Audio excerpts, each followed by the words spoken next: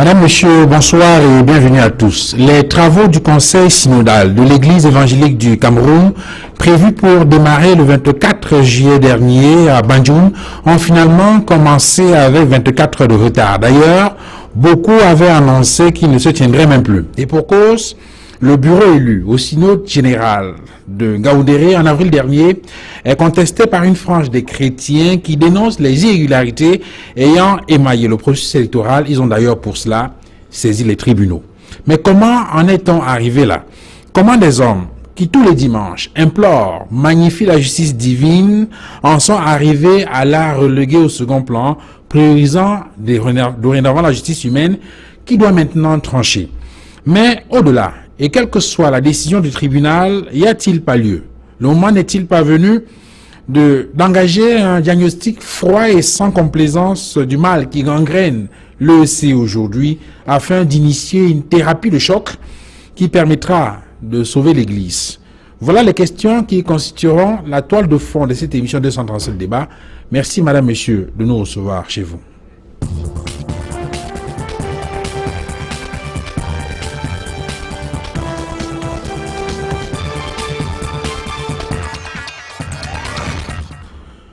Sur le plateau de 237, le débat ce soir, nous recevons Martin Toumba. Bonjour, bonsoir.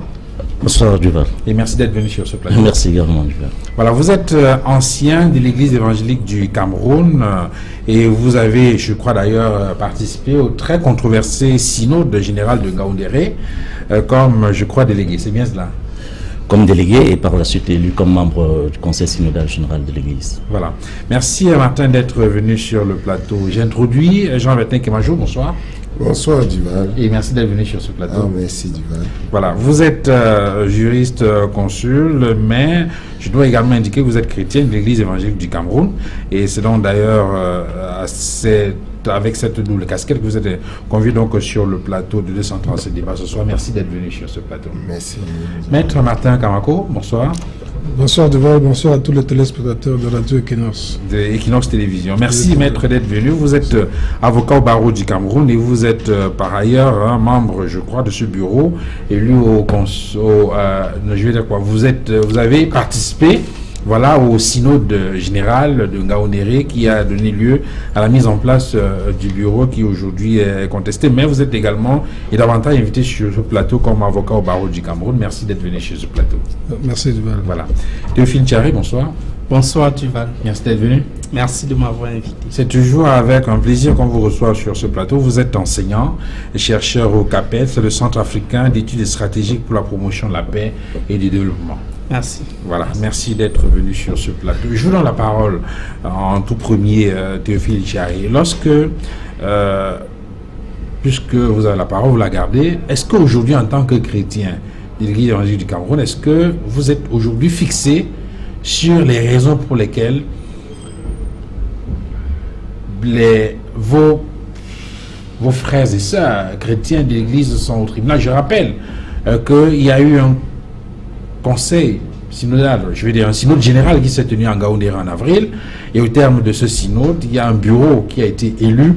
Ce bureau-là est contesté et aujourd'hui, l'affaire est devant les tribunaux. Entre-temps, il y a eu pas mal de choses qui sont greffées à cette affaire. On a eu l'impression à un moment donné que c'était le processus électoral. Après, on a entendu dire que c'était peut-être au niveau des accords qui avaient été passés et qui à un moment donné n'ont pas été respectés. Puis, on se retrouve au tribunal. Alors, est-ce qu'aujourd'hui, vous êtes fixé? Vous savez pourquoi vous êtes au tribunal? Bon, pour ce qui me concerne, je ne suis pas au tribunal. Je pense qu'il y a une marge qui conteste les résultats des élections lors du synode de Ngaoundéré. Les raisons sont éparses et amènent à interroger froidement, comme vous avez su le dire, le fonctionnement institutionnel de l'Église évangélique du Cameroun. À mon avis, une crise n'est jamais l'aboutissement d'un fait unique. C'est toujours un ensemble, une symbiose de faits aussi bien lointains qui, avec un fait déclencheur, débouche désormais sur une crise et désormais sur des plaignants et des défendants. Si on remonte donc aux origines de cette crise, à mon sens, dans le processus institutionnel électoral de l'Église évangélique, puisque tout est parti de la contestation du synode de Ngaoundéré, on verra qu'il y a un ensemble de choses qui avaient longtemps fonctionné, qui ont été remises en cause et qui ne sont plus partagées par les différents intervenants. Aussi bien en évoquant les textes pour les uns, ou bien en évoquant des consensus pour les autres, ou encore en évoquant des positionnements pour d'autres encore, on verra que l'Église évangélique du Cameroun a longtemps fonctionné sur la base des compromis, sur la base des positionnements, sur la base des consensus. Et cela amène à s'interroger réellement sur le rôle de l'Église aujourd'hui, parce que c'est là où tout débouche. La question qui mérite d'être posée, c'est sur le rôle de l'Église au regard de son fonctionnement institutionnel avec le processus électoral. C'est une question que nous allons aborder dans le courant de l'émission, notamment vers la fin, parce qu'il va falloir proposer bien évidemment au regard de cette crise-là, quelles sont les leçons qu'il faut tirer pour que cette Église sorte de là beaucoup plus forte, parce que les conséquences ne sont pas réduisantes. Alors, Martin Toumba, sur cette question-là, de votre point de vue, si on considère que la raison première de cette crise qui secoue l'Église aujourd'hui est à rechercher dans l'élection de Ngaoundéré, vous répondez quoi, vrai ou faux? Donc, tout de suite, je vais vous dire faux. Faux parce que une élection part de la base. L'Église est une institution qui est régie par les tests. Et parlant de cette élection, elle a commencé par la base, je l'ai dit tout à l'heure. Voyez-vous, il y a eu élection des anciens d'église, que je suis déjà, je vous l'ai dit au départ. Par la suite, ces anciens ont été portés comme délégués au synode qui sont allés en Ngaoundéré, bien évidemment. Ça, c'est pour expliquer le processus électoral qui commence dès la base. C'est-à-dire qui commence dans les paroisses. Dans les paroisses. Avec les chrétiens tout à fait. Inscrits, merci, qui élisent des anciens, merci, qui constituent le conseil. Tout à fait. Lesquels membres du conseil vont également au niveau du district, c'est comme ça que ça s'appelle. District et montent au niveau de la région. Au niveau après, de la région. Il y a l'élection au niveau national. Parce voilà. qu'il faut bien déclencher par ce processus. Okay. Pour dire que les institutions de l'Église sont fonctionnelles. Alors, de votre point de vue, si on reste sur cet aspect précis du processus électoral, c'est-à-dire que pour vous, tout ne commence pas en Ngaoundéré, peut-être que le problème c'est à ce niveau-là ou ailleurs. Commençons, prenons ce bout-là. Oui. Est-ce que vous avez le sentiment que lorsqu'on regarde le processus électoral, oui, tel qu'il a démarré à la base, oui, au niveau des anciennes églises, au niveau des paroisses, oui, jusqu'au niveau national, oui, est-ce que vous avez le sentiment que tout s'est bien déroulé? Parfaitement, parce que j'ai participé, je l'ai dit tout à l'heure, et à chaque niveau, il y avait des représentants des partis. L'Église, dans son ensemble et dans son bureau déjà, a nommé des gens qui supervisaient les élections. Ça, c'est à la base. Maintenant, au niveau national, il y avait une commission électorale indépendante qui avait été conçue par l'ensemble du bureau de l'Église. Ça, il faut le dire. Donc, c'est elle qui a présidé, c'est elle qui a dirigé, c'est elle qui a reçu toutes les positions et tous les candidats qui ont concouru à la... Donc, pour vous, s'il y a un problème, ce n'est pas au niveau du processus électoral. Tout à fait. Alors, Jean-Bertin Kémajou, quel est votre avis sur la question? Est-ce que sur le déroulement du scrutin, de la base jusqu'au sommet, est-ce que de votre point de vue, il y a eu des choses qui méritent de justifier la crise qui s'est déclenchée par la suite? Il y a beaucoup de choses qui justifient cela. Monsieur Touba, tout à l'heure, disait qu'au niveau national, il y a une commission électorale indépendante conçue par le bureau. Et j'ai dit que c'est déjà une faute au regard des textes de l'Église, parce que ce n'est pas le bureau qui met en place la commission électorale. Donc il affirme déjà qu'il y a eu un problème à ce niveau. Mais quand nous rentrons dans le processus, l'Église évangélique fonctionne dans un système presbytéro-synodal. Ce qui voudrait dire que le propriétaire, le patron de l'Église sont les chrétiens. Mais puisqu'ils peuvent pas se déporter tous au sommet pour gouverner, on a mis un mécanisme pour amener à ces chrétiens des pouvoirs aux personnes. Ce qui fait qu'au niveau de la paroisse, il y a élection des anciens, oui, au cours d'une assemblée paroissiale. Oui. Et au niveau du district, on élit les membres du bureau du district qui sont d'office membres du conseil synodal régional. Ouais. Et au niveau de la région, au conseil synodal régional, il y a des délégués qui viennent des paroisses, selon un quota bien défini, et des pasteurs aussi qui sont membres de ce conseil synodal régional. En tout cas, de ce synode régional. Mais malheureusement, quand on me dit que tout s'est passé bien, que ce soit au niveau des paroisses, que ce soit au niveau des régions, il y a eu beaucoup de problèmes. Pour preuve, la région du Vouri-Centre, avant Ngaoundéré, avait enclenché une procédure pour l'annulation des élections et des membres du bureau et des délégués. C'est pour dire qu'il y avait un problème. À tort ou à raison, il y a eu problème avant même Ngaoundéré.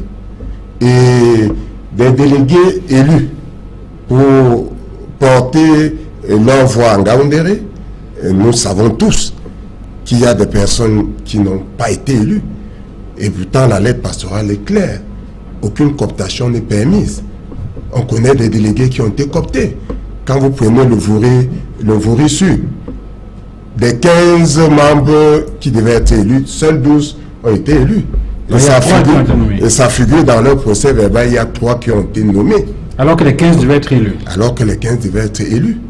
Nous avons des cas de personnes qui sont déportées dans des régions dont ils ne sont pas membres et qui sont revenus comme membres délégués au synode général. C'est un problème sérieux. Donc on dit qu'il n'y a pas de problème, vraiment, ça pose... Vraiment un problème. Alors, Maître Martin Karanko, vous êtes un habitué des questions de droit. Est-ce que sur le processus tel qu'il a été mené, est-ce qu'on peut dire que ce processus répond aux règles qui ont été édictées en la matière, justement concernant le processus électoral au niveau de l'Église? Parce que là, Jean-Martin Kiranjou parle des irrégularités qui ont émaillé le processus et qui ont d'ailleurs fait l'objet, qui ont été adressées, je crois. Je crois que, monsieur, je pense qu'il faudra relativiser un peu les certitudes de M. Kimajou, parce que le processus tel qu'il s'est passé, moi je ne vois pas vraiment ce qu'il y avait à redire. Nous avons participé à une élection normale du début jusqu'à la fin. Il n'y a pas eu la moindre réserve depuis l'élection des anciennes églises à partir du district jusqu'à la région et jusqu'au niveau de Ngaoundéré. Il n'y a jamais eu de problème. C'est-à-dire que si jamais il y a eu des problèmes, qu'ils le disent quand... Bon, il y a un cas qui l'a signalé, j'en reviens tout de suite. Il y a un cas qui l'a signalé par rapport au niveau du Vouri-Centre. Que vous disiez, c'est que le tribunal a décidé par rapport à ça. Le tribunal? Oui, monsieur. Il l'a dit, il vous l'a dit, vous le dit. Il a dit que il y a un cas qui s'est passé à Vouri-Centre.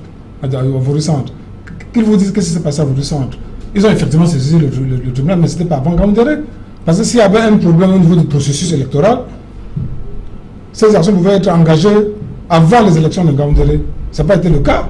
Parce qu'il faut bien lire les textes de notre Église. Il y a une commission électorale indépendante qui est statuée, un peu comme les CAM, dans les élections législatives municipales dans notre pays. Donc il y a cette commission électorale qui garantit le processus de candidats. C'est-à-dire que ça recueille les candidats, tout le déroulement de l'élection, ça recueille les candidats jusqu'à la proclamation des résultats et jusqu'à l'examen des contentieux. L'examen des contentieux, ce que dit la loi, ce que dit notre règlement intérieur. Or, vous avez une élection qui s'est passée en Ngaoundéré. Je précise qu'il s'agissait d'élections uninominales, majoritaires à un tour. C'est-à-dire qu'il y avait 7 postes et on lisait à chaque poste les différents responsables de l'Église. Il n'y a jamais eu de problème par rapport à ça. Oui, mais le cas qui est signalé, où on parle par exemple, il dit qu'il y a 15 personnes qui devaient être désignées, qui devaient être élues, mais sur les 15, il n'y a que 12 par exemple qui ont été choisis, et les 3 autres ont été nommés. Non, je pense qu'il faut prendre les paroles de M. Kimajou pour des paroles d'évangile. Je pense que ça, il s'agit là des déclarations tonitruantes pour le besoin de la cause, qui donnent le nom, qui donnent le bilan des cas où ça se passe, et qu'on dit exactement. Et encore faut-il savoir si les cas qu'il est en train d'évoquer ont une influence certaine sur le déroulement de vote. Parce que si jamais il y a des cas qui se sont signalés, et que ces cas-là ne peuvent même pas influencer le résultat de vote, ce n'est pas la peine de venir le présenter ici. Alors, le sentiment qu'on a, Jean-Martin Kimajou, c'est que ce sont juste des déclarations sans fondement précis. Parce que visiblement, Maître Karanko, qui doit bien connaître, les couloirs de l'Église d'Angers en ce qui concerne ces questions-là, semble ne pas savoir exactement de quoi il est question. Est-ce que ce sont des cas avérés qui ont été adressés et qui peuvent, où on peut trouver des éléments dans les PV qui ont été établis, dressés pour la circonstance, ou bien c'était des petits mouvements de surface qui n'ont pas fondamentalement influencé le processus électoral? Je crois que Maître Kamatko ne peut pas dire le contraire. Déjà, délégué et électeur plongé dans ce processus, il ne peut que soutenir la position qui est la sienne. J'ai dit à niveau récent, il y a eu un processus, une procédure qui était enclenchée. Le sous-préfet a eu à intervenir. Le synode régional s'est passé sur forte protection de la police. Et ce synode s'est passé dans ma paroisse, à la paroisse de Moudédo. Monsieur Kamatko, je ne crois pas qu'il peut nier cela. Alors, est-ce que c'est à ce niveau que vous parlez de ces délégués qui devraient être élus et qui n'ont pas été, ou bien c'est un cas différent de ce que vous entendez? J'ai choisi 2 cas seulement. Oui. Il y a plusieurs cas. Le cas de la procédure du Voury-Centre, c'était pour l'annulation de tout le processus, c'est-à-dire tous les membres élus, parce que dans la salle, on a retrouvé des délégués du Voury-Nord, c'est-à-dire qui ne sont pas de la région du Voury-Centre, qui étaient dans la salle et qui ont voté. Il fallait annuler le processus, ça avait une conséquence. Est-ce que la commission d'arbitrage a été saisie? Parce que la commission d'arbitrage a été saisie et ils n'ont pas réagi. D'accord. Non, Duval. Ils n'ont pas réagi. C'est clair là-dessus. Je voudrais intervenir, s'il vous plaît. Merci, Duval. Posez la question à monsieur. Vous êtes monsieur Kemajo, c'est ça? Excusez-moi. Posez-lui la question, et je l'ai dit tout à l'heure, à chaque élection, l'Église envoyait les représentants qui devaient à la fin dresser un rapport. Et pour le cas dont il cite là, je crois, sauf si je me trompe, c'est Maître Claire Nicole Ndoko qui était là-bas. Non, c'est monsieur Samo qui dirigeait la commission. Non, renseignez-vous. Samo dirigeait, d'accord, il dirigeait, mais Madame Claire Nicole Ndoko, une grande juriste, était dans la salle. C'est monsieur Samo, c'est à monsieur Samo qu'on devait agresser cette requête. Oui. Et on a agressé régulièrement. Ah, ça c'est bon, oui, je comprends. Je parle du Voury-Centre. D'accord, vous avez. On a agressé une requête à M. Samo avec la liste des membres. Celui qui était président de cette commission-là. De quelle commission? C'est que vous dites la Voury-Centre là. Je vous dis, c'est M. Samo qui était délégué. Qui était président de la commission alors. Je vous demande le nom du président. Non, nous ne sommes pas. Non, c'est ce qui intéresse les membres de la commission étaient saisis. Oui. M. Samo a demandé de faire une requête. Oui. On a fait une requête régulièrement avec le nom des personnes qui ne sont pas membres de cette région.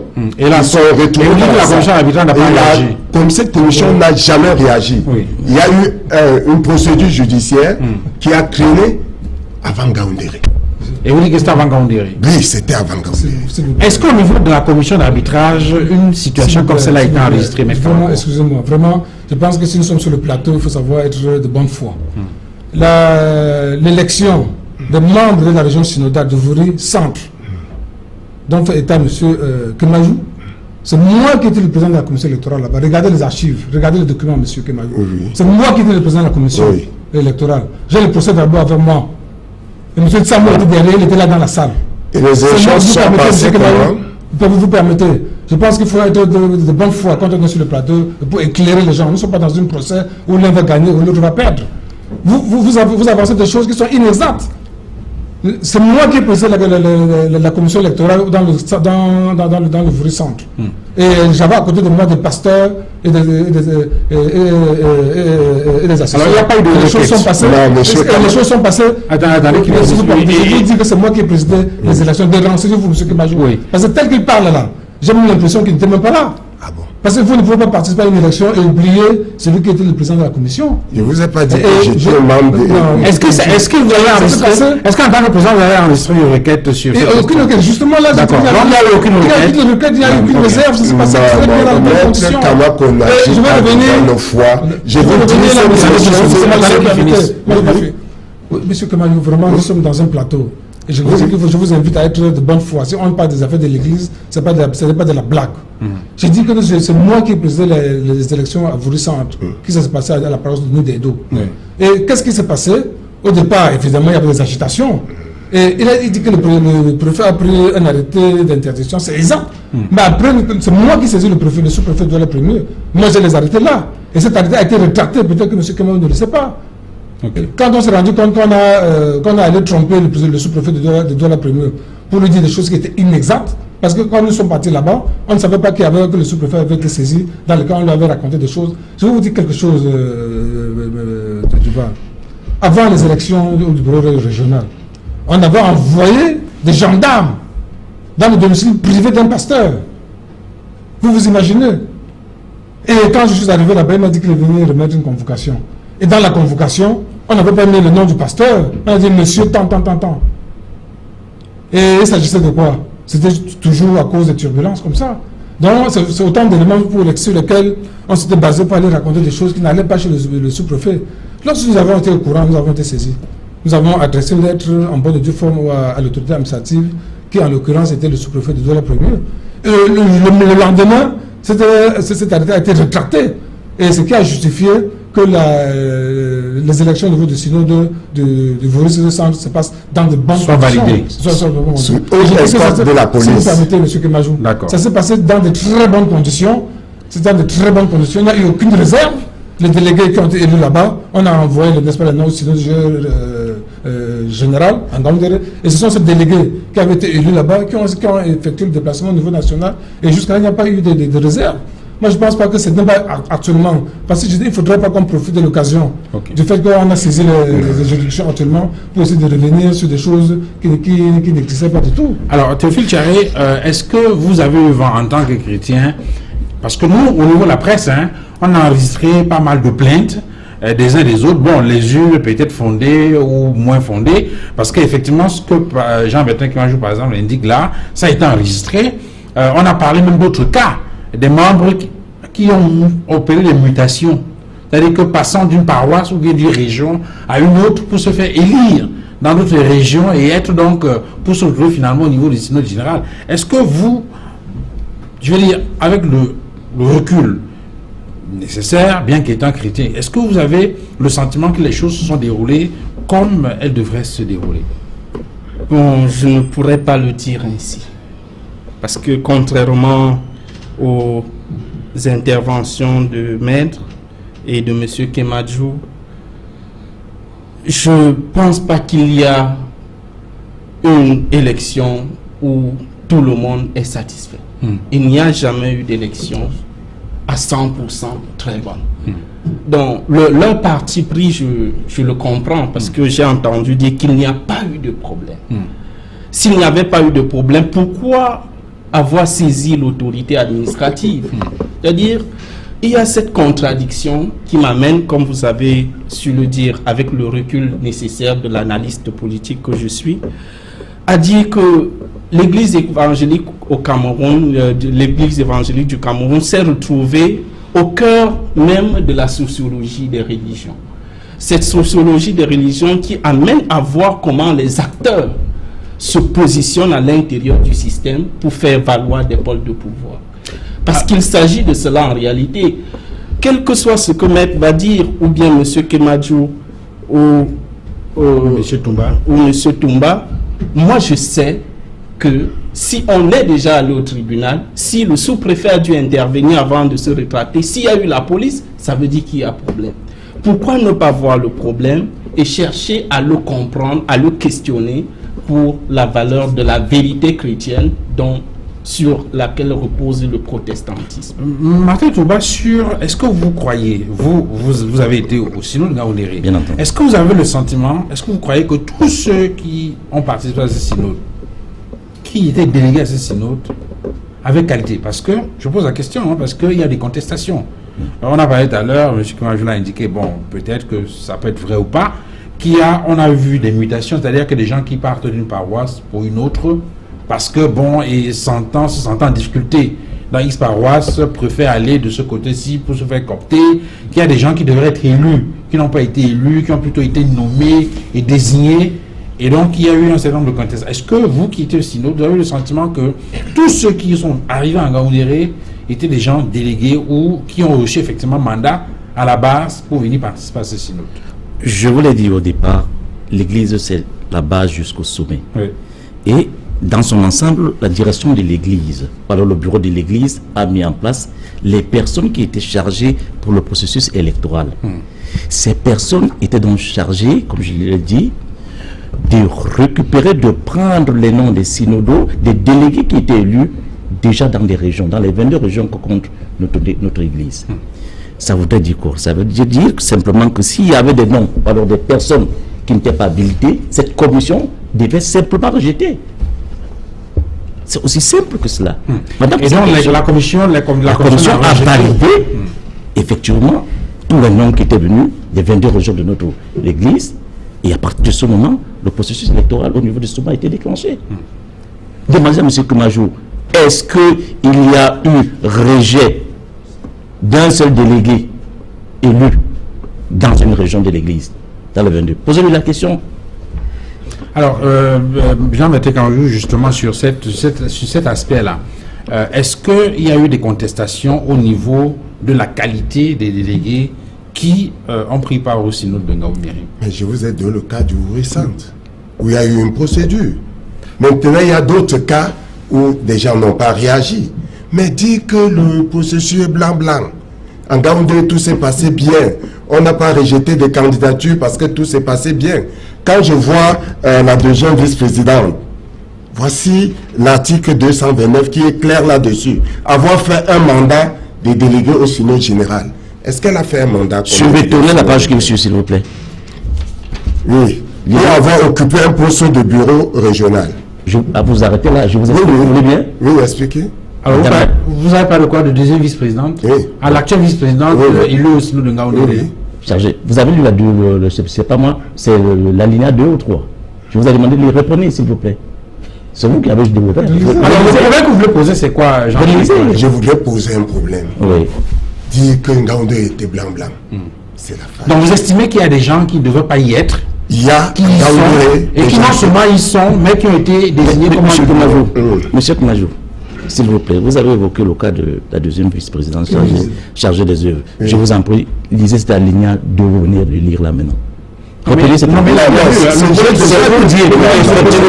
Le problème qui se pose, c'est que cette vice-présidente dont vous faites allusion, alors, madame la vice-présidente de l'église dont vous faites allusion, je vous en prie, vous l'avez lu là tout à l'heure, il faut être membre du bureau de la région.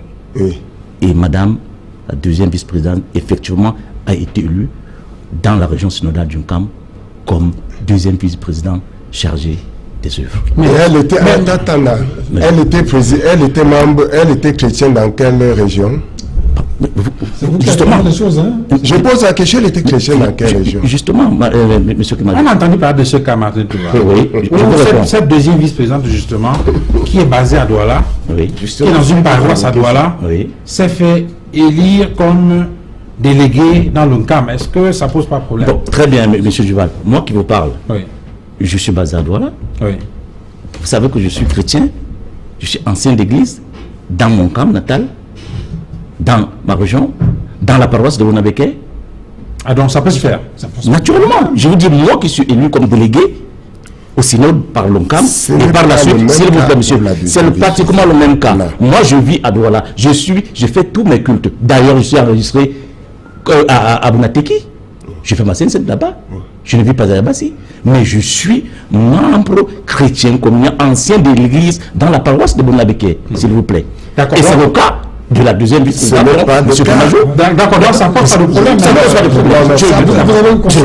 pose un problème au niveau de la carte de membre. Vous ne pouvez pas avoir une carte de membre où vous prétendez que cette carte est signée, disons, en 2010, par M. Kemajou, et qu'on se rend compte qu'en 2010, ce n'était pas M. Kemajou qui était là. C'est-à-dire quoi? Je ne comprends pas bien. Donc, vous avez une carte de paroissienne, c'est pas nous les deux. Sa carte de membre est signée par le président régional actuel. Oui.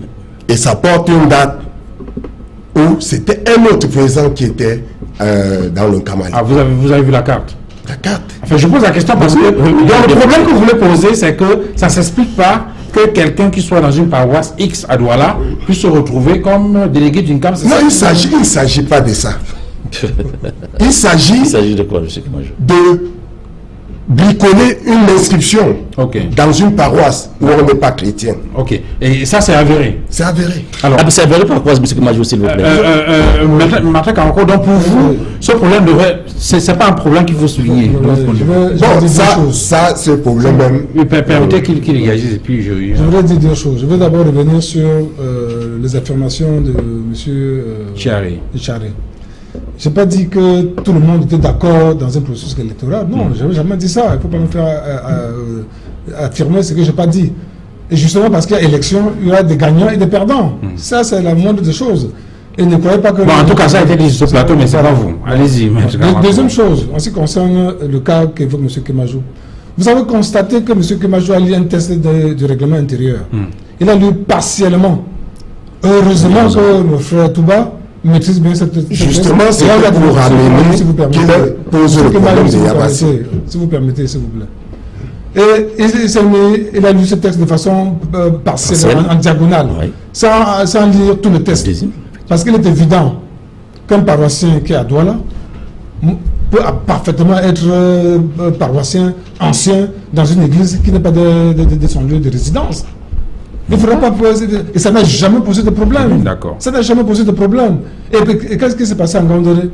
On a recueilli des candidatures. Il y a eu des candidats qui ont été rejetés parce que ça ne remplissait pas des conditions.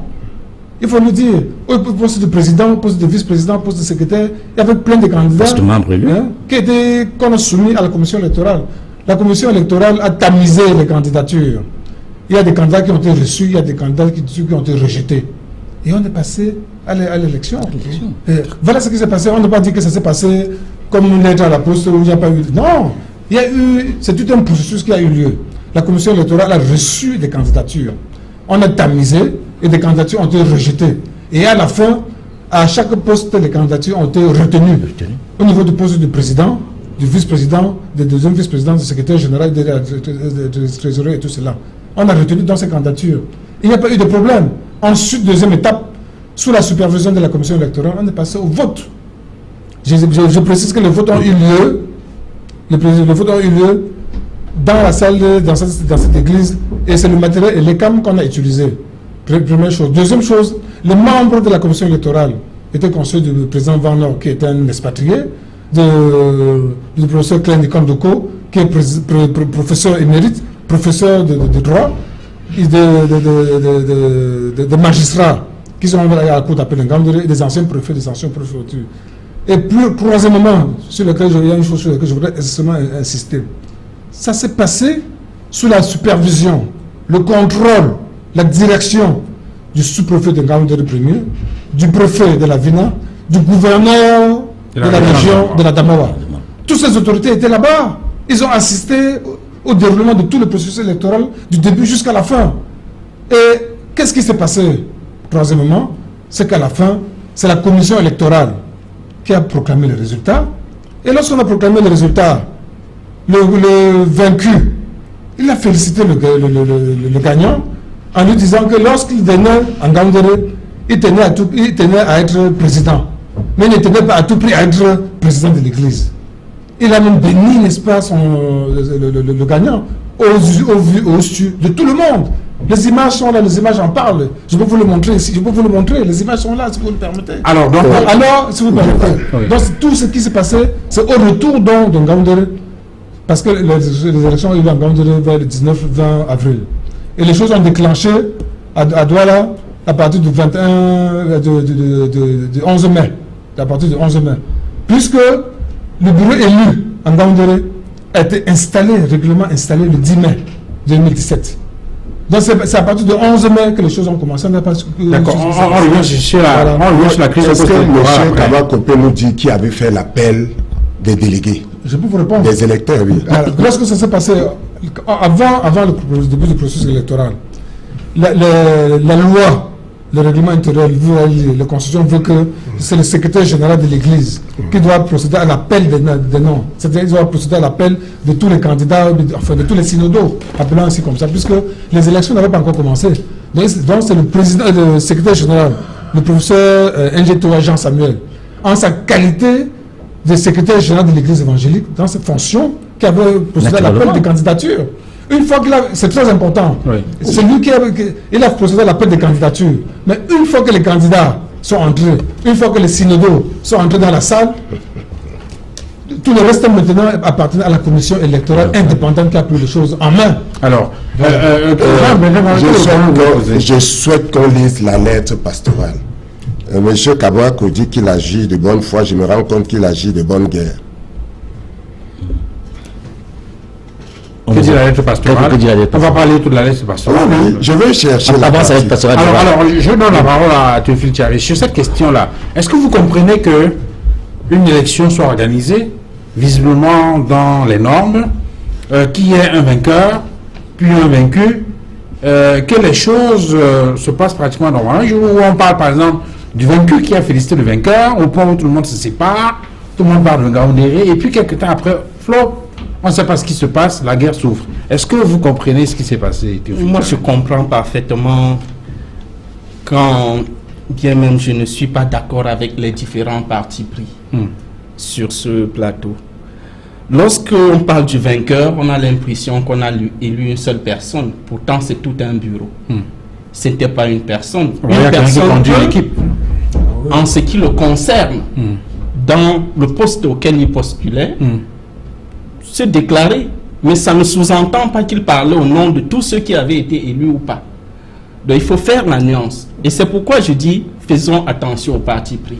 Ce parti pris va nous empêcher de comprendre véritablement le problème afin d'être utile aux téléspectateurs. Oui, parce que si nous revenons là-dessus, sur ces éléments-là, c'est pour justement être en mesure après de voir exactement où est la difficulté et donc de tirer le leçon pour l'avenir. Naturellement, comme je le disais tout à l'heure, le parti pris, en fait, chacun va tirer et interpréter le texte à sa faveur. Comme je l'ai dit, c'est un ensemble d'acteurs qui, dans leur positionnement stratégique pour occuper les postes et les places, dénature même le concept du protestantisme. Parce que pour moi, le problème fondamental est à ce niveau. Si en fait nous parlons de l'Église, je souhaiterais qu'il y ait un peu de spiritualité et de morale dans ce que nous disons. Vous avez le sentiment que ce n'est pas le cas? Pour ce qui me concerne, je n'ai pas ce sentiment-là. Je vois beaucoup plus de partis pris, des acteurs qui se positionnent, qui interprètent des textes, qui les convoquent, qui les lisent, mais qui fuient le véritable problème, c'est-à-dire le processus institutionnel et le résultat de l'élection qui n'a pas pu satisfaire un certain nombre d'acteurs. En tout cas, moi, il y a au moins un problème. Il y a au moins un problème que j'ai pu détecter dans le débat jusqu'ici, c'est la question de la confiance qui n'existe pas, malgré qu'il y ait des textes ou pas. Et je vais chuter, Duval, si vous permettez. Lorsqu'on dit que le secrétaire général de l'Église, dans ses fonctions, est appelé à lire ou à convoquer les membres du conseil synodal général, je voudrais dire ici que si on a mis sur pied une commission qui travaille pour que l'élection soit crédible, je ne vois pas où et à quel moment le secrétaire général devrait encore y interférer. Cette interférence est l'un des griefs convoqués par les laïcs Bamoun dans leur déclaration pour contester ce processus électoral. En mon sens, il y a un ensemble de points, parce que je l'ai dit tout à l'heure, il n'y a jamais un fait unique dans une crise. Il y a un ensemble de points, et maintenant, les acteurs vont les convoquer pour justifier leur position. Je vais lire la partie E.10. Chaque commission électorale indépendante à quelque niveau que ce soit, paroisse, district, région, synode, instance nationale, est chargé de l'organisation de tout le processus électoral. Ce processus comprend la réception des dossiers de candidature. Mais ça, c'est au niveau des régions, M. Gamajou. Vous ne comprenez pas les textes qui régissent l'élection au niveau national, instance nationale. On a précisé paroisse, district, région synodale et instance nationale. On a précisé tous les niveaux. Non, je reviens. Les étudiants, les candidatures, la sélection des candidats, l'organisation, la supervision des élections, la publication des résultats et la gestion des contentieux électoraux. Quand nous suivons ça, et que M. Kamako nous dit que la commission est installée pour recevoir les candidatures, pour l'analyser, et à un moment, il s'arrête. Il laisse la place Qu'est-ce que vous à un candidat. Qu'est-ce que vous racontez, monsieur? On parle de l'organisation et de la supervision. Oui. Et la phase électorale commence par l'appel des électeurs. Oui.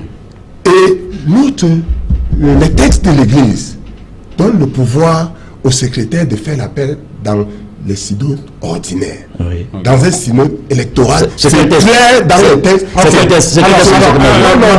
J'ai pris la lettre pastorale, qui est comme le décret de convocation et corps électoral. D'accord, qui d'accord. est clair. Maintenant, tu vois la question. Et plus loin, on précise qu'aucun candidat ne doit être membre de la commission. Oui. Quand M. Ndje interfère à l'organisation et à la supervision des élections. Il interfère à quoi? À titre critique.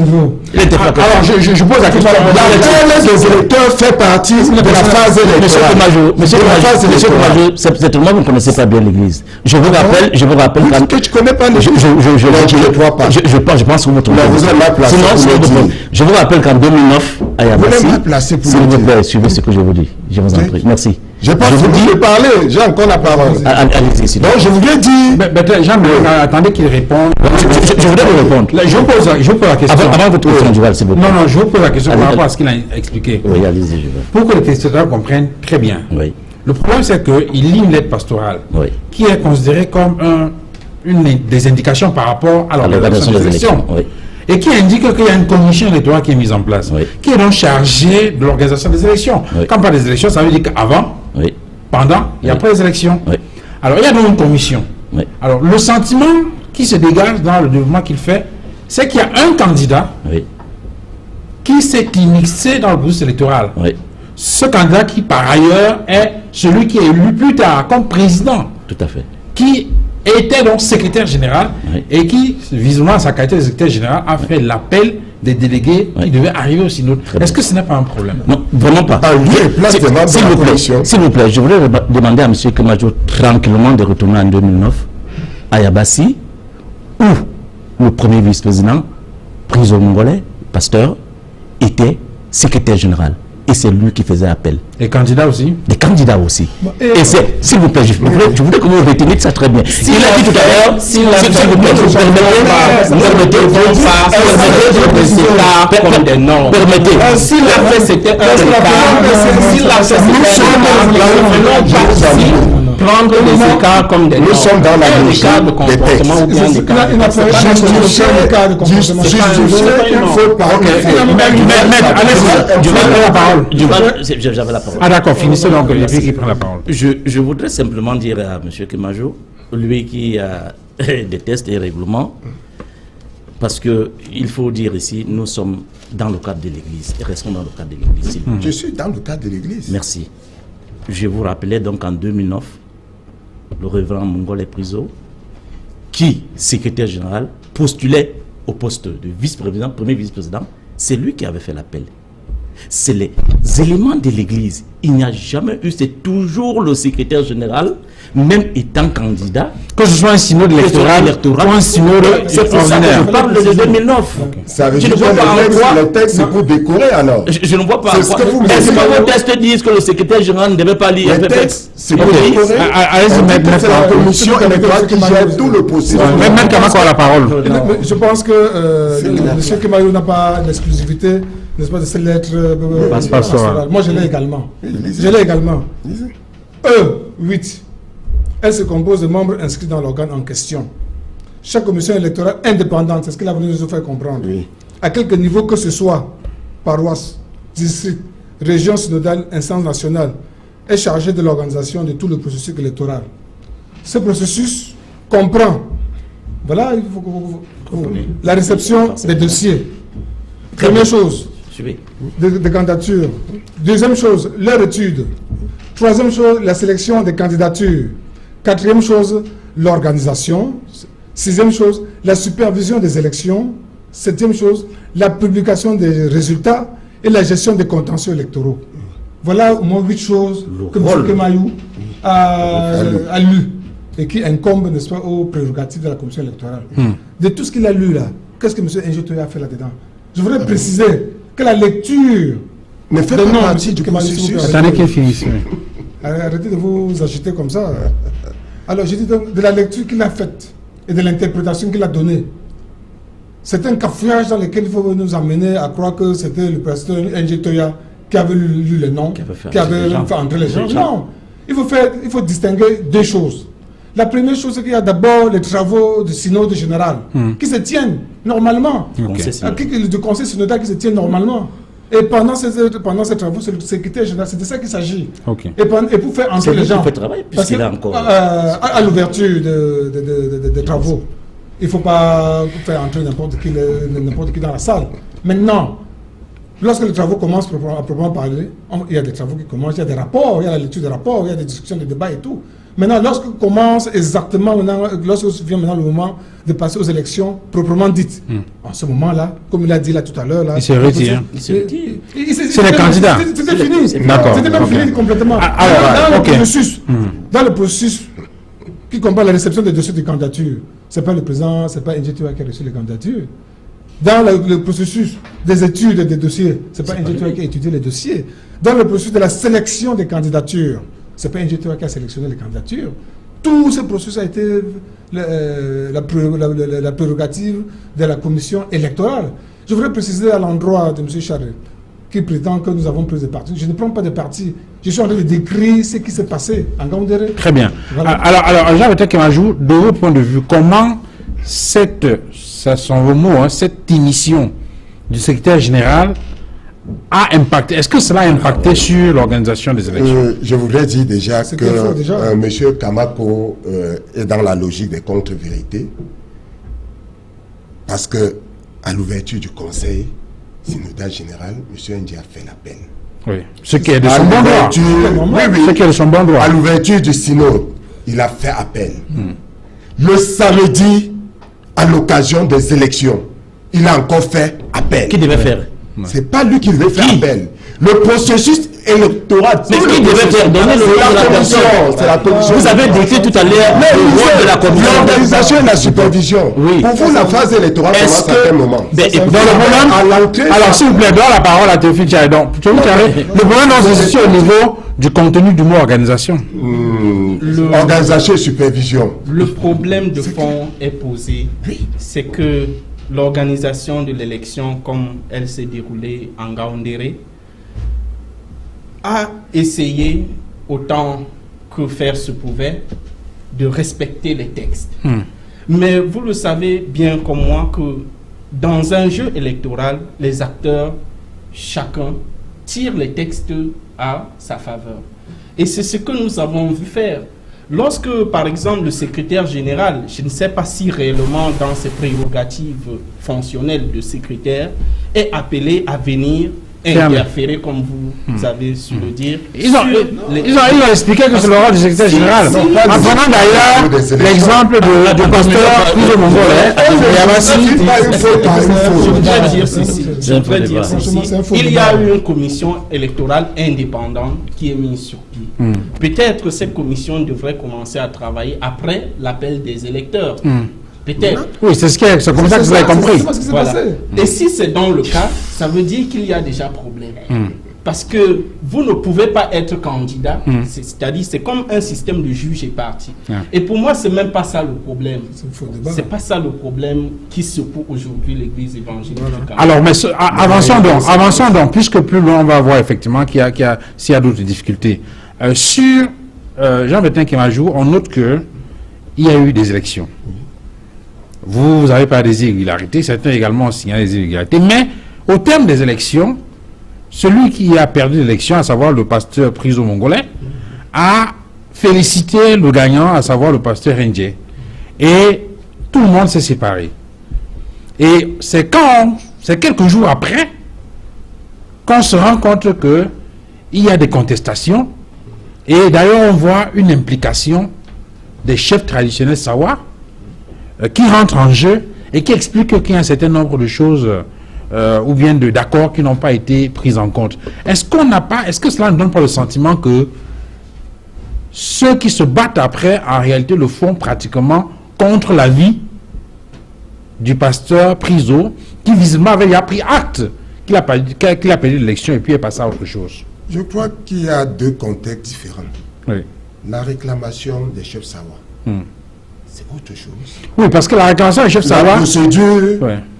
des candidats, c'est un autre cas. Mais qu'est-ce qui justifie Je donc dis, que à la fin d'une élection, oui, ces contestations a posteriori? oui, à la fin d'une élection, on peut même embrasser l'autre et c'est après qu'on se rend compte d'un certain nombre d'irrégularités. Parce qu'on a un état-major qui fait le suivi du processus, qui note les défaillances et comme disait M. Charret tout à l'heure, il ne s'agit pas seulement de M. Priso. Il y avait plusieurs postes. Il y a plusieurs personnes qui ont postulé et qui ont perdu. Et c'est par la suite qu'on regarde et on dit, voilà, il y a eu irrégularité à tel niveau et on engage un processus. Le processus ne s'engage pas le jour du résultat, absolument. Nous l'avons vu dans nos élections. On note les irrégularités. Et j'ai dit ceci, la conséquence d'un candidat qui est en même temps scrutateur nous a permis de savoir qu'il y a eu plus de votants que d'inscrits. Est-ce que parce que là on a entendu dire qu'il y a eu parce qu'on a entendu dire qu'il y a des gens qui ne devraient pas être délégués, qui ont participé au synode et qui, est-ce que vous croyez que cela a pu influencer fondamentalement les résultats des élections au point de justifier les contestations qu'on a observées a posteriori? Voilà, s'il vous plaît, je pense qu'il ne faudrait pas se moquer de l'intelligence du pasteur Priso. Quand on dit qu'un processus doit aller jusqu'au bout, il a embrassé son challenger et que c'est après qu'il s'est rendu compte, le pasteur Priso Mongol n'est pas un enfant, c'est un adulte, c'est un grand monsieur, il faut le respecter, monsieur Kebayou. Il ne peut pas participer à une élection du début jusqu'à la fin. Aucune réserve n'a été émise. Je vais vous lire ce que le pasteur Priso Mongol Non, le jour du vote, on permettez, remet la réserve pendant qu'on vote. Il y a une commission électorale, M. Kamazou. Pendant qu'on vote, Il y a une commission électorale. Il y a un procès verbal dressé après non, mais l'élection. il y a un temps. Il y a un temps. Attendez, Il y a un temps pour faire ça. Quel temps? Quel temps? Vous voulez Donnez-moi les délais. Attendez, je vais terminer. Donnez-moi les délais. Si vous avez les délais, donnez-moi les délais. Monsieur Kemayou, je ne vais pas terminer. J'ai l'impression que le délai, c'est Monsieur Kemayou, vous n'allez juste pas nous après embrouiller. Vous n'allez pas nous l'élection. embrouiller. Finissez, Je vous dis donc Ah. que, voilà le pasteur Priso Mongol qui est le premier vice-président de l'Église. Qui, à la fin, on a le procès verbal des élections a été fait en bonne et due forme. Ah bon? Il embrasse M. Kemayou. Si vous permettez, je crois qu'il soit un peu moins agité, s'il vous plaît. Voilà, je vais vous lire les termes du mot du pasteur Priso Mongol. C'est un grand monsieur qu'il faut respecter. Vous ne pouvez pas l'infantiliser comme ça. Qu'est-ce qui se passe? Il dit, c'est que je cite ce qu'il a dit. Et j'ai dit que j'étais là, j'ai ça dans j'ai les images dans mon téléphone. Moi-même, j'étais en Gaoundéré. Lorsque, M. Kemayou, franchement, je ne sais pas si ça se passe comme ça. Lorsque j'ai pris la décision de mettre ma candidature à la présidence de l'Église évangélique du Cameroun, j'avais dit à ceux qui voulaient m'écouter que je veux être président. Mais je ne veux pas absolument être président. Vous savez, j'ai mené ma vie sous la volonté de Dieu. Et je pense que ce qui s'est passé, nous devons mettre ça dans le cadre de la volonté de Dieu. Parce que tout ce que Dieu fait est bon. Il a décidé de donner cette place à mon frère Jean Sam. Je souhaite tout le courage à Jean Sam, qui va commencer un travail difficile mais noble. L'Église a triomphé en Gaoundéré, mais je suis un enfant de l'Église évangélique du Cameroun. J'aime mon Église. Je ne veux pas dire que je vais entrer maintenant dans la révolte ou quoi que ce soit. Sinon, c'est que je n'ai pas respecté la volonté de Dieu. Que le Seigneur soit béni éternellement. Maître Kamako, vous avez écrit. C'est comme vous avez écrit. selon vous, qu'est-ce qui peut donc justifier que, Voilà. au lendemain de l'élection, Voilà. qu'on se retrouve avec ces contestations? Voilà. De votre point de vue. Voilà ce que. Voilà, c'est pas ce que moi. Je ne fais pas dire ça avec le pasteur Priso Mongol. C'est des casseroles, c'est des paroles qu'on a bel et bien enregistrées, monsieur. Qu'on a bel et bien enregistrées. Et nous sommes revenus de Gaoundéré, je crois que c'était le 22 avril. Vous avez vu l'attitude des chefs Sawa qui ont fait la réunion, vous avez vu les images, hein, qui ont proclamé le schisme après. Tout se passe comme si c'était, n'est-ce pas, cette volonté sociologique. Parce que qu'est-ce qui s'est passé? Même dans les actes qu'ils ont engagés, là, je peux vous lire les extraits. Il fallait respecter le pacte qui a été signé à Yabassi, oui. Je peux vous le lire là. C'est que les recourants ont écrit dans les actes de justice le pacte quel pacte avait été fait à Yabassi.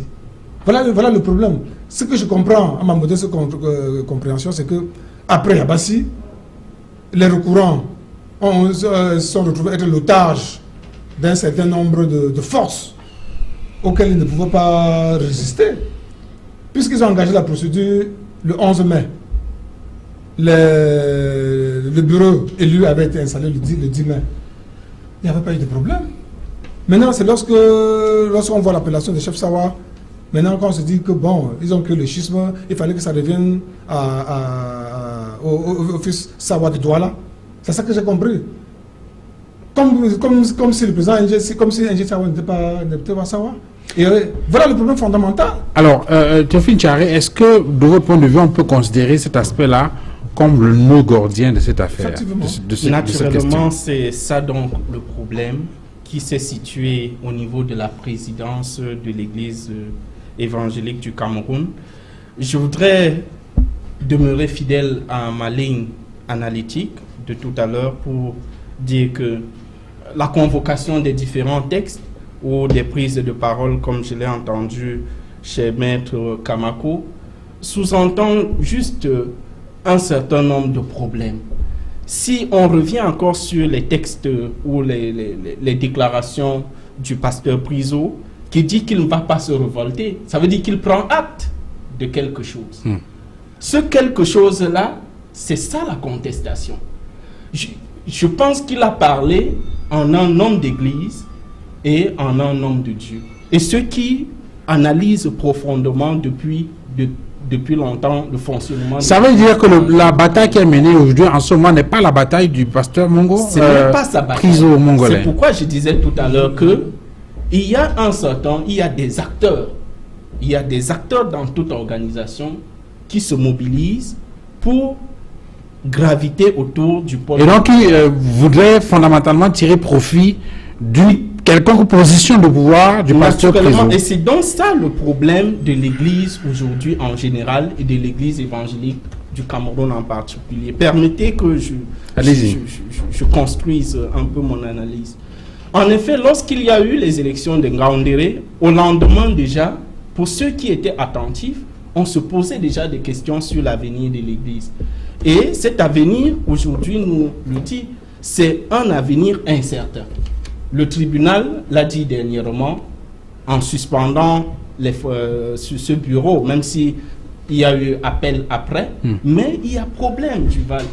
Il y a véritablement problème, et ce problème-là ne fait pas profit ni à nous qui sommes les chrétiens, croyants, convaincus, ni aux anciens de l'Église. Le problème, c'est lequel, monsieur Jean? Ni aux pasteurs, ni même aux dirigeants. Parce que voyez-vous, lorsque j'entends dire ici qu'il ne faudrait pas qu'on fasse des déclarations sur un certain nombre de choses, il y a des consensus. L'Église évangélique du Cameroun a longtemps fonctionné avec des consensus. Ce qu'on appelle le pacte de Yabassi, c'est juste une manière de dénaturer ce consensus-là. Il y a des consensus qui ont toujours existé. Donc, en réalité, ce qui s'est passé à Yabassi rentre dans le cadre des consensus qui ont souvent existé au sein de cette Église. Maintenant, ce rejet du consensus, parce que lorsqu'on lit la déclaration des chefs Sawa, c'est le rejet de ce consensus de Yabassi, puisqu'ils l'ont convoqué. Maintenant, on va dénaturer, on va dire que c'était un pacte. L'Église ne signe pas de pacte, parce que lorsqu'on dit pacte, il y a une charge péjorative avec tout ce qu'on entend dehors sur le sectarisme et ainsi de suite. Bon, pourtant, il s'agit juste d'un consensus qui n'a pas été respecté. Et cela a déclenché toutes les contestations. Parce qu'il me semble que si c'est le pasteur Priso qui avait été déclaré élu, je ne pense pas qu'il y aurait eu toutes ces contestations. Alors, Martin Touba, sur cet aspect précisément, est-ce qu'on peut considérer cela comme... Parce que M. Kamako a semblé indiquer qu'il a pratiquement ouvert cette voie, qui a été développée par Théophile Tchare. Est-ce qu'on peut considérer que ce problème-là provient justement du non-respect de ce consensus qui très souvent a fonctionné dans la désignation des responsables de l'Église, mais qui cette fois-là n'a pas été prise en compte? On a beaucoup parlé de cette affaire de Yabassi, où on a même parlé du Cadi, qui a circulé, où les gens sont mis d'accord sur ce que, eh bien, le pasteur Priso Mongolais, qui devenait vice-président à Yabassi, serait le candidat, le président au prochain synode, dont Ngaoundéré, mais qu'entre-temps on s'est retrouvé avec un autre candidat sorti du chapeau, entre griffes, par le pasteur Batomène. On ne le cite pas beaucoup, mais c'est quand même ce qui s'est passé. Et donc on s'est retrouvé dans une situation où on ne comprenait plus très bien ce qui s'est passé, et d'où la sortie des chefs Sawa. Est-ce qu'il ne faut pas voir cette affaire-là sous cet angle-là? Merci Duval. Déjà, je vais vous dire que le consensus n'est pas institutionnel au niveau de l'Église. Ça, il faut le savoir déjà. L'Église a son organe suprême, qu'est le synode général. Vous pouvez aller derrière vous entendre. Mais pourtant, ça a souvent fonctionné comme ça. Hein. Ce consensus. Je dis très bien, ce n'est pas institutionnel, il faut le reconnaître. C'est-à-dire qu'à un moment donné, on peut dire, bon voilà, on ne fait plus. Je peux aller derrière, je suis délégué au synode, je vais derrière, je m'entends avec X ou Y. Est-ce que ce n'est pas le non-respect je vais dire quoi, le non-respect de la parole donnée? Parce que c'est davantage ça vous avez par la parole donnée du Val. Je vous dis, si vous allez derrière, vous, comme membre de l'Église, vous allez prendre une décision. Vous ne pouvez pas l'appliquer tant que le synode général, qui est l'organe suprême de l'Église. Mais est-ce que vous comprenez quand même la question que je pose? Très bien, je la comprends. Vous avez le pasteur Prizo-Mongolais, qui est candidat, mais qui, à la suite des négociations, accepte de vivre le deuxième du pasteur Batomène. Au lendemain, donc, avec entre griffes, un accord de ce qu'au lendemain du départ du pasteur Batomène, c'est le pasteur Prizo qui prend les commandes. Cet accord dont on parle. Et donc on arrive en Ngaoundéré alors que le pasteur Prizo... Non, j'en sais rien, je ne suis pas dans votre église. Mais lorsqu'on se retrouve en Ngaoundéré, alors que le pasteur Prizo vient pour justement être, j'ai failli dire, investi, et donc à la limite même plébiscité, et se retrouve avec un candidat qui arrive là, qui est, je veux dire quoi, qui est pratiquement imposé par le pasteur Batomène. Est-ce que ce n'est pas ça le problème aussi? Je vous repose la question, Yuval. Vous pensez qu'aussi le pasteur Batomène n'est pas le pasteur Prizo? C'était entendu. Alors, quelle est la force du pasteur Batomène de venir parler ou alors commander 265 personnes? C'est le synode général qui devait... Il est quand même le président national. Non, mais écoutez, il n'a pas 265 voix. Et un président sortant, on sait quand même ce que c'est. Avec le synode général... Avec l'enracinement et tout ce c'est le synode général. C'est le synode général qui prend les décisions. Je dis que... Vous savez, il ne faut pas faire comme si l'église évangélique du Cameroun était naviguée un peu dans l'indéfini, dans l'imaginaire. L'église évangélique est encastrée dans un territoire qui a des éléments, qui a des chrétiens. Il faut le dire, il y avait 3 groupes sociologiques qui dominaient au sein de l'église évangélique. 3 groupes. Qui dominent d'ailleurs. C'est-à-dire que parce que l'église avait manifesté, n'est-ce pas, cette ambition, ce souhait de vivre ensemble, cette cohabitation. Il y a 3 groupes sociologiques qui prédominaient, les Bamléké, les Bamoun et les Sawa. Le pasteur Batomène arrive à son tour normal, il n'y avait jamais eu de problème au niveau de l'église évangélique. C'est-à-dire que tout se passait comme s'il y avait un consensus, comme vous l'avez dit. Il y avait sans problème. Au moment où les Sawa devaient prendre le pouvoir, il faut le reconnaître, qu'en ce moment-là, au niveau des bureaux de l'église, il n'y avait qu'un seul Sawa qui était le pasteur Prizo-Mongolais. Il se trouve qu'entre-temps, à Yabassi, il y a un second qui arrive, qui est le secrétaire général, qui est le pasteur Nje Toya, qui est également Sawa. Du coup, on se retrouve avec 2 Sawa au niveau du bureau. Lorsqu'arrive maintenant le moment des élections, vous avez constaté, j'ai le procès verbal des élections là, et aucune candidature en dehors de Sawa n'a jamais été enregistrée au niveau du poste du président de l'église évangélique du Cameroun. Puisque toute la communauté évangélique savait que ce poste était réservé au Sawa. Alors, qu'est-ce qui se passe? Il se trouve donc que le pasteur président mongolais a déposé sa candidature qui était une évidence. Vient maintenant la seconde candidature qui est celle du pasteur Nje Toya. Voilà le problème. Alors, on considère les autres Sawa de Douala, comme vous voulez, considère donc que le pasteur Nje Toya n'est pas Sawa. Oui, justement. C'est un problème fondamental. Oui, oui. Alors, et on nous a dit... On lui a refusé cette qualité. Ou bien on a refusé cette qualité de Sawa. On lui demande qu'il faut justifier sa sawalité. Voilà le mot qui a été rétorqué. J'ai dit, le pasteur Prizo Mongolais, qui est Sawa, ça ne se conteste pas, d'une part. D'autre part, le pasteur N'Djé Toya, qui est de Yabassi, n'est plus considéré comme Sawa. Alors que le poste qu'il occupait au niveau du secrétariat de l'église, il l'occupait en tant que Sawa. C'est faux. Deuxièmement, il a travaillé avec le pasteur plus mongolais, sans qu'il y ait de difficultés particulières en tant que Sawa. Et maintenant, au moment de poser la candidature, même jusqu'au moment de poser la candidature, toute la communauté a demandé, comme le président revient au Sawa, allez donc vous entendre pour évoquer le problème de consensus, comme ça a toujours été depuis 1957. Parce que l'église évangélique voguait, n'est-ce pas, sur les nuages du consensus. On dit donc, ok, allez donc vous entendre. Les deux candidatures n'ont pas pu s'entendre. Voilà le problème. Et là, on a alors, à un moment donné, donc, si les deux candidatures ne peuvent pas s'entendre pour présenter une seule personne à la place du président de l'église, qu'est-ce qu'il faut faire? Les synodaux n'ont d'autre choix que d'aller aux élections. Alors, je n'ai pas terminé, s'il vous plaît. Ils n'ont peut-être pas d'autre choix que d'aller aux élections. On est donc allé aux élections. N'Djé Toya a remporté la mise. Et c'est en ce moment-là qu'on dit qu'il faudrait qu'il démontre sa sawalité. Qu'il démontre sa sawalité. Je voudrais préciser qu'en 2011, il y a eu des élections, lors des élections présidentielles dans notre pays. Le président de la République est venu en campagne électorale à Douala. Et il y a parmi les discours, parmi les querelles, les discours qui devaient être passés, il y avait le ministre Titi Pierre qui a donné un discours au nom des élites Sawa. Et je voudrais vous préciser que le ministre Titi Pierre, non seulement est un cousin du pasteur Toya, mais il est du même village que le pasteur Toya, N'Djé Toya. Allez donc savoir ce qui se passe. D'un côté, le ministre Titi Pierre, dont on reconnaît pas la sawalité, d'un côté, de l'autre, et de l'autre côté, lorsqu'il s'agit de reconnaître N'Djé, on dit qu'il n'est plus Sawa, on ne comprend plus de quoi il s'agit. C'est donc pour ça que les synodaux étaient donc obligés d'aller aux élections. Les urnes ont parlé et la démocratie a triomphé. Voilà tout ce que je peux dire. Ce que je retiens de M. Kamako et M. Touba, c'est que quand ça leur convient, on évoque le texte. Quand ça ne convient pas, on ne parle plus de texte.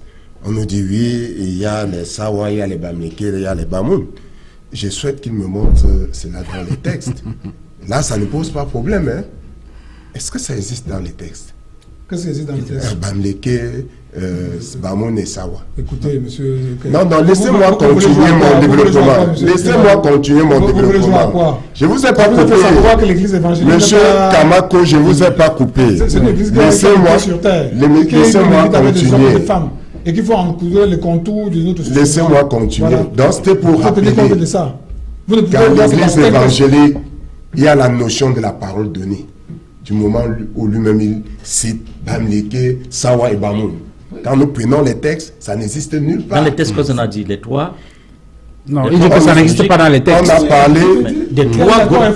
On fonctionne sur la base de la parole donnée. Je vois. Même dans les textes, même dans les textes, on a parlé des trois groupes. Non, je voudrais que vous essayez de dire dans les textes. Non, je ne sais pas à quelle partie. C'est vous qui lisez les textes. C'est moi qui lisez. Allez-y. Donc vous comprenez qu'il y a quelque chose qui ne va pas.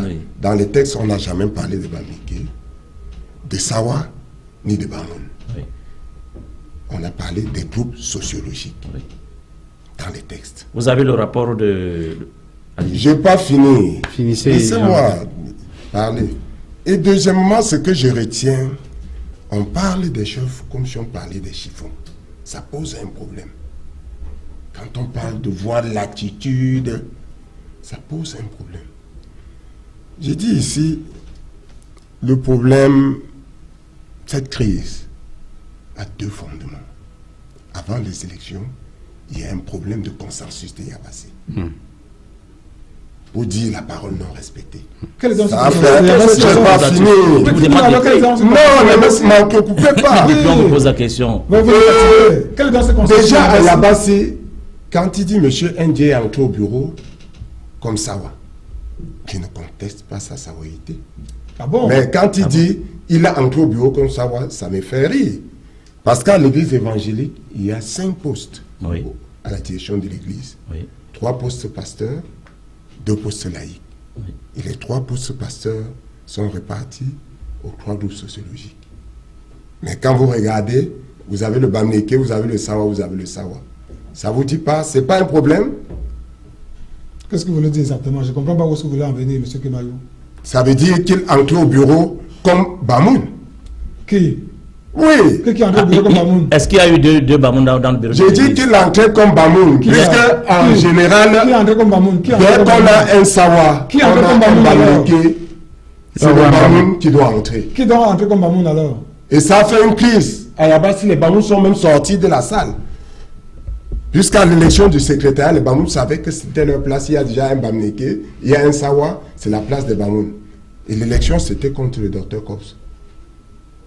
Quand on l'a élu, il y a eu crise. Vraiment. Donc, comme vous dire que c'est une manipulation Qui a commencé depuis Yabassi? qui a commencé depuis Mbanga même. Vous avez le respect de la parole donnée. Quelle est dans cette parole donnée, monsieur? Depuis Mbanga. J'ai dit l'église fonctionne Sur la base de la parole. de la donnée. parole. Quelle est dans cette parole donnée alors? Donc, je voudrais dire ceci, cette crise à la phase préélectorale se fondait sur la parole donnée. À la phase post-électorale se fonde sur les multiples irrégularités qu'on a constatées en Gaoundéré. Très bien. Un candidat Quels sont qui donc est les respects de cette scrutateur. parole donnée alors? Le nombre d'électeurs au-dessus des nombres, le nombre de votants au-dessus des nombres d'électeurs. C'est des éléments bon. suffisants. On attendait combien de délégués? 370. 370 délégués. On en a eu combien? On a eu 384. Vous avez la preuve? Ne me demandez pas si j'ai la preuve. Moi, je pense qu'il ne faut pas dire des choses. Mais vous dites des choses, vous dites des choses énormes. Monsieur Kemayou est extrêmement grave. Je dis extrêmement Que dit le PV des élections, maître J'ai la Kamako? commission, j'ai le Vraiment. verbal Oui, oui. des élections ici, entre les mains. Écrit noir sur blanc. Lisez. J'ai dit, monsieur Kemayou, j'ai dit quand on est ici, il faudra Lisez. de bonne foi. Non, dis-nous, on attendait combien Vous avez d'électeurs? déclaré qu'il y a eu plus d'électeurs que d'élus. C'est ce que vous avez dit. Que de délégués. Plus de délégués que d'élus. Oui, oui. C'est ce que vous dites. Oui, plus d'électeurs que délégués, oui. Plus que d'élus. Oui. Voici le rapport de la commission électorale indépendante. Signé par qui? Monsieur Kemayou. Je ne sais pas si c'est comme ça que ça se passe chez vous, mais vraiment, je suis Non, désolé. signé par Vous qui? êtes un peu trop agité là. Non, monsieur. Nous Kamako, avons dans monsieur, le- c'est- Il a la parole, permettez qu'il finisse. C'est à propos des obligeants, monsieur Kamako. Oui. Parce que vous faites n'importe quoi. Respectez-moi. Vous dites n'importe quoi là, monsieur. Non, et vous dites quoi? Voici donc attendez, s'il vous rapport plaît. de la commission électorale indépendante. Oui. Van président. Deuxième vice-président, professeur Ndoko Claire. Monsieur Njoya Yango Alexandre, secrétaire. Et Laurent Martin, assesseur. Mais vous n'avez pas lu tout le rapport, Non, hein? je n'ai pas lu tout le rapport. Je donne Ok. la commission. Non, pas du tout. Je donne simplement la commission. Tamanjo Jano, assesseur. Voilà les 100 membres qui constituent la commission électorale. Et à la fin, qu'est-ce qu'on vous a dit? Au niveau, puisque on a bien précisé que tu allais s'agir de postes par poste. Il y avait 5 postes. Au niveau du nombre d'électeurs inscrits, il y avait 381 électeurs inscrits. Nombre de votants, 377. Nombre d'enveloppes dans l'urne, 374. Bulletin nul, 1 bulletin nul. Abstention, 7 abstentions. Suffrage valablement exprimé, 373 suffrages valablement exprimés. Pourcentage? Mais monsieur Kamako, vous venez confirmer qu'il y a eu plus d'électeurs que d'inscrits. Oui, mais- on attendait 370. Qu'est-ce que vous racontez là? Mais sur la base de quoi? Sur la base de quoi par 370? Non, le président. Sur la base de quoi? Il y a eu Non, mais je une peux pas répartition terminer. au préalable. Non, Laquelle? Par région. Il y a eu une répartition par région. Vous avez déclaré Et à tout à l'heure partir qu'il y a sur la base de cette monsieur répartition. Kemayou.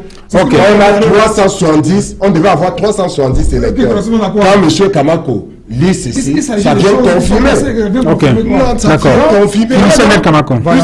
Suffrage valablement exprimé en faveur de M. Ndjetoya Jean Samuel, 205 voix. Pasteur Président Mongol Richard, 168 voix.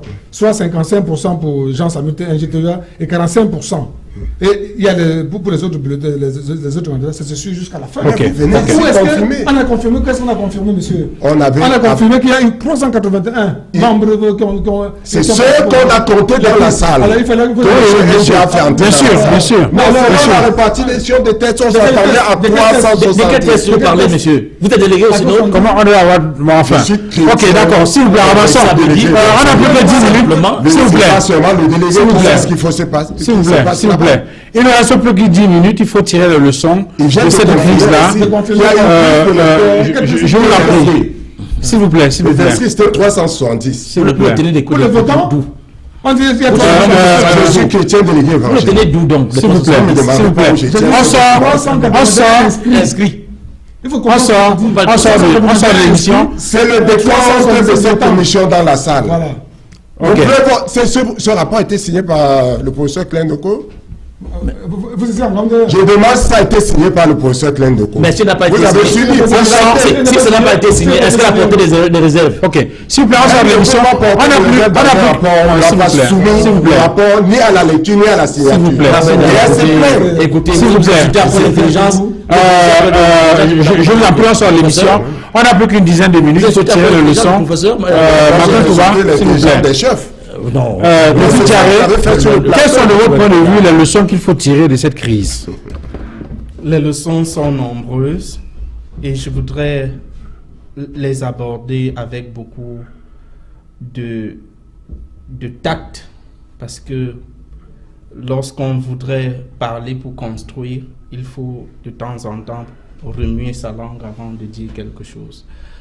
Vous avez suivi, au terme des propos de Maître Kamako tout à l'heure et de M. Kemadjou, ce consensus tribal qu'il ne faut pas encourager. Savez-vous que l'Église évangélique du Cameroun aujourd'hui s'est agrandie jusqu'à absorber ou convertir d'autres groupes sociologiques qui méritent également une place au soleil. Méritent aussi une place au soleil. Absolument. D'où la réforme. Et D'où les réformes. naturellement, la première leçon qu'il faut tirer, c'est que c'est une église. Ce n'est pas une association. Tant qu'on est dans la logique que c'est une église, alors encore... Bon, du point de vue du droit, c'est une association. Hein. Une église protestante, il faudrait revenir sur ses fondamentaux. Et maintenant, ouvrir le consensus. Cette ouverture ne peut être possible que s'il y a une réelle entente entre les différents groupes. Et c'est pourquoi la contestation actuelle devrait interpeller tout le monde. L'Église doit évoluer sans se fracasser, sans se diviser. Parce que c'est ça le véritable nœud du problème. La deuxième leçon que moi je retiens, c'est le poids du pouvoir désormais, le pouvoir temporel dans l'institution Église évangélique du Cameroun. Si nous sommes, quand je dis nous, c'est parce que moi aussi je suis de l'Église, nous sommes au tribunal, c'est parce que le pouvoir, il y a un poids du pouvoir dans l'Église. On s'écarte des textes même du christianisme. Je ne sais pas si les différents intervenants se reconnaissent encore dans la philosophie de Jésus-Christ, la philosophie religieuse de Jésus-Christ du pardon.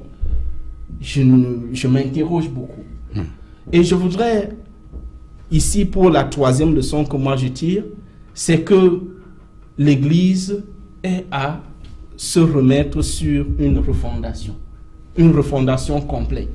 Lorsque il y a eu un propos tout à l'heure, j'ai voulu réagir, j'ai oublié, lorsqu'on dit que même à l'intérieur de la petite paroisse, tout se fait par cooptation. Cooptation des conseillers, cooptation des anciens, on leur demande, il y a des pasteurs qui marchent même pour qu'ils soient candidats, ainsi de suite.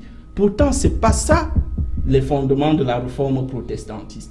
Et je voudrais dire encore, pour interpeller les pasteurs, il faut enseigner le protestantisme au catéchisme. Il faut l'enseigner. Si on l'avait fait, alors on ne serait pas dans ces problèmes. Parce que moi, j'ai été catéchumène pendant 3 ans. Je n'ai jamais été enseigné sur les bases du protestantisme.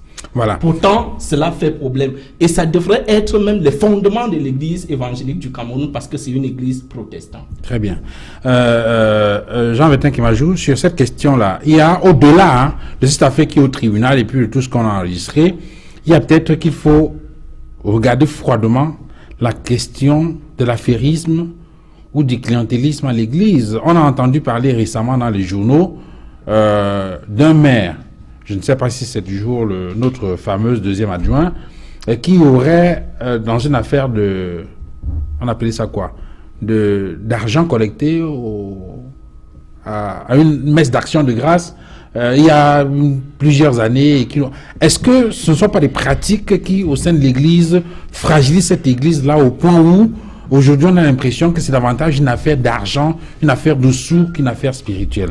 Quelles sont les leçons qu'il faut tirer? Et je crois qu'au début, M. Chari disait qu'une crise n'est pas une action unique. C'est une suite et un processus de conflit qui converge vers une crise. Et si aujourd'hui, au niveau national, on vit ce que nous vivons, ça part de la base. Parce que depuis près d'une quinzaine d'années, l'Église est devenue une foire où on a plus de commerçants que de chrétiens. Il faut donc faire quoi de façon concrète? Jésus Il a proposé par exemple la refonte des textes, l'enseignement du protestantisme, du catéchisme. La première des choses, c'est déjà restaurer les acquis. Parce que même quand c'est pourri, il y a toujours quelque chose qu'on peut récupérer. Mais faire la réforme, parce que 60 ans, c'est beaucoup. Les textes, les principes et les valeurs que nous avons aujourd'hui dans l'Église évangélique, peut-être hier c'était bien, mais 60 ans après, il faut re-questionner cela. Il faut remoudre tout.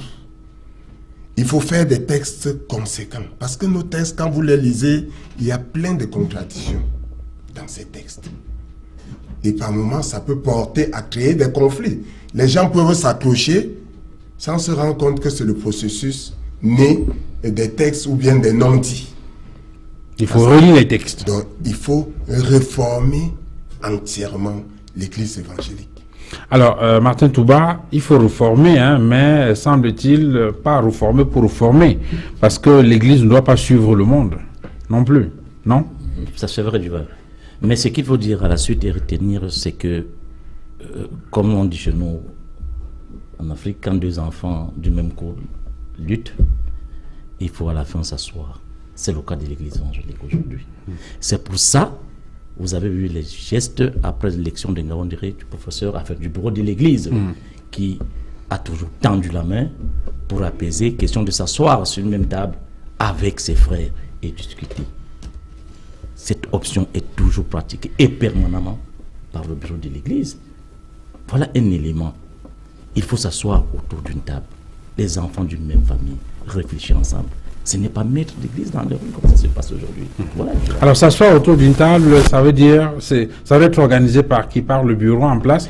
Parce qu'on a entendu des gens proposer une forme d'espèce de gouvernement d'union nationale entre les différents, enfin je dis ça comme ça, entre les différentes parties qui étaient en Ngaoundéré pour remettre tout à plat, mettre en place un bureau de transition et puis gérer la crise et puis repartir à nouveau. Vous êtes sur cette option-là? Non, pas seulement. Quand je dis s'asseoir autour d'une table, ça veut dire le bureau qui est en place appelle les autres à la discussion. Et puis on retrouve l'Église. Tout ça fait, c'est comme ça. Voilà. Alors, Maître Kamako, est-ce qu'aujourd'hui, avec l'action engagée au tribunal, le contentieux couvert, est-ce qu'on allait trop loin pour reculer maintenant?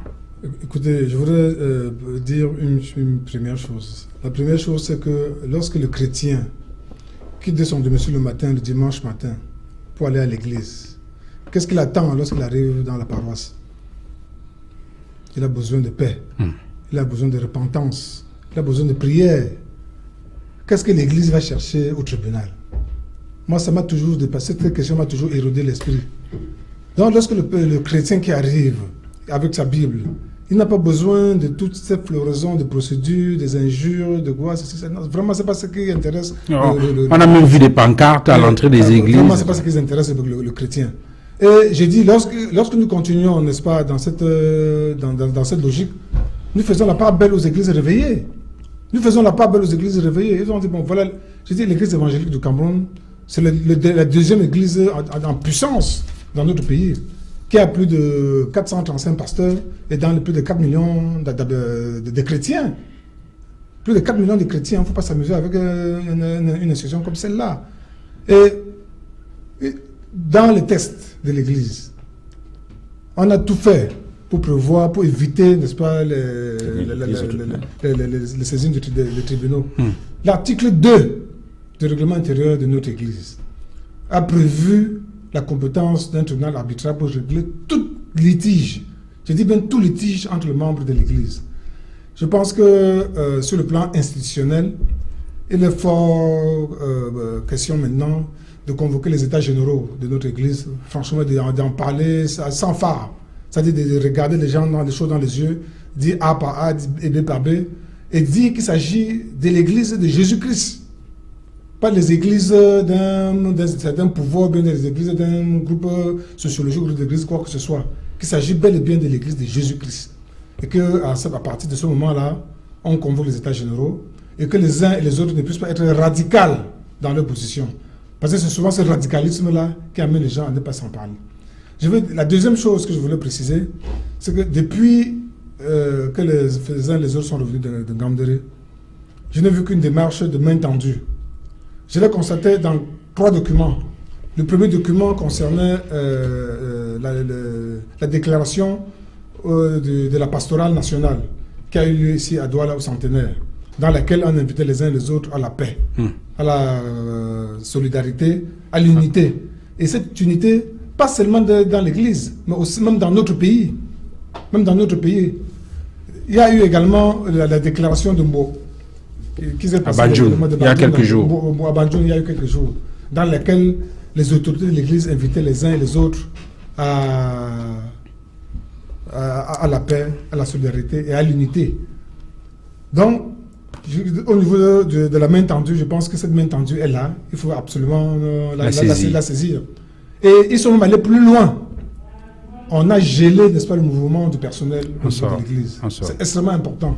On a gelé le mouvement du personnel. Oui. Toujours, je crois qu'il faudrait... Oui, c'est dans le sens, parce qu'en réalité, on devait être dans le mouvement d'affectation des pasteurs. Donc, on a estimé qu'il n'y a pas de mouvement. Bon, on va s'arrêter là. Dans tous les cas, merci infiniment, messieurs, d'être venus sur ce plateau. Merci à vous, maître Martin Kamako, d'être venu. Vous êtes avocat au barreau du Cameroun. Merci à vous, Théophile Tchare, d'être venu. Vous êtes analyste politique. Vous êtes également enseignant au CAPED. Merci à vous, Martin Touba, d'être venu. Vous êtes ancien d'église et vous avez été membre, vous avez été délégué au synode général de Ngaoundéré. Merci également à vous d'être venu, Jean-Bertin Kémajou. Merci. Ah oui, c'est ça qui est bien avec les chrétiens, avec l'église, c'est que après la guerre, tout redevient calme. C'est une famille. Et on espère qu'avec tous les mouvements qu'il y a dans les tribunaux, avec l'église, ça va revenir de façon sereine sur une table. Je ne sais pas qui le disait encore, quel philosophe. Toutes les guerres finissent là où elles auraient dû commencer, à savoir sur la table de négociation. Merci à vous, madame, messieurs, d'avoir regardé cette autre livraison de 237 débats. Excellente soirée, au revoir.